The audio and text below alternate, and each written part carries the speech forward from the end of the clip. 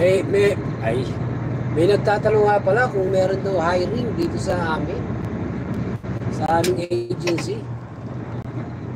Wala po kaming visa sa Pilipinas, mga ka-idol.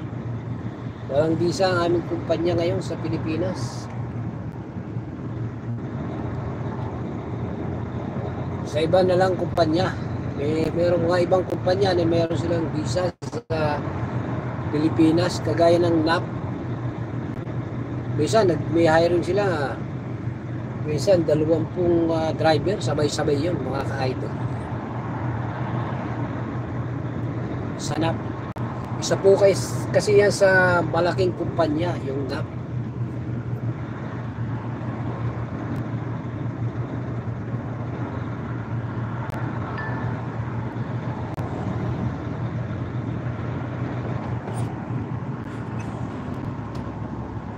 Kung hindi man dumating sa atin ang panahon.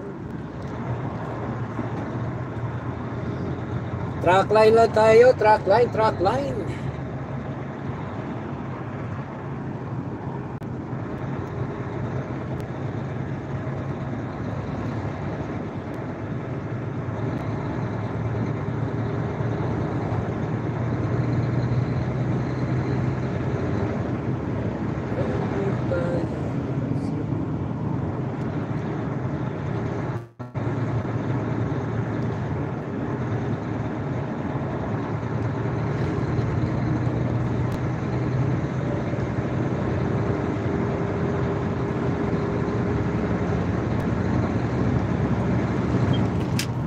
Iba talaga pagka nakasanayan mo na yung abroad.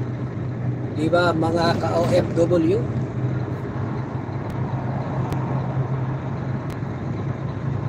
Pag tayo ay nag-exit, mamimiss din natin ang Saudi. Mamimiss natin ang abroad. Kaya minsan mahirap din kung tayo ay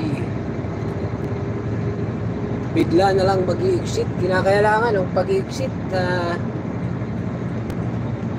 hindi lang 3 beses nating pag-isipan yun. Maraming beses nating pag-iisipan. Dahil maraming nag-exit na sa huli nagsisi.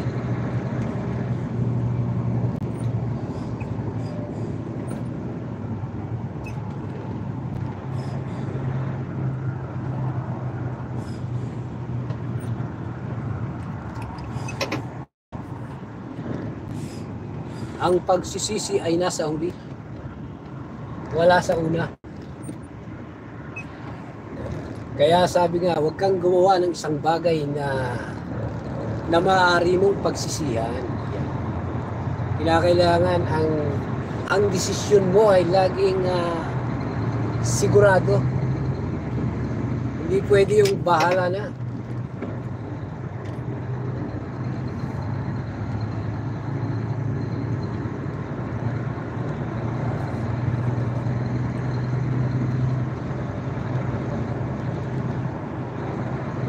Okay lang naman yung trabaho natin dito, hindi naman tayo gaanong pagod.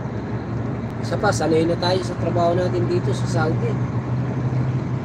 Kaya hanggat kaya natin magtrabaho, sige, trabaho lang. Syuko lang tayo, syukol. Bawi-bawi na lang tayo pag may time.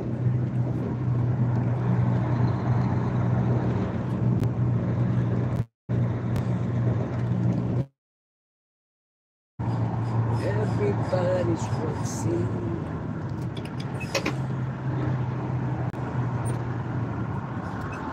Ayun, ganda naman doon.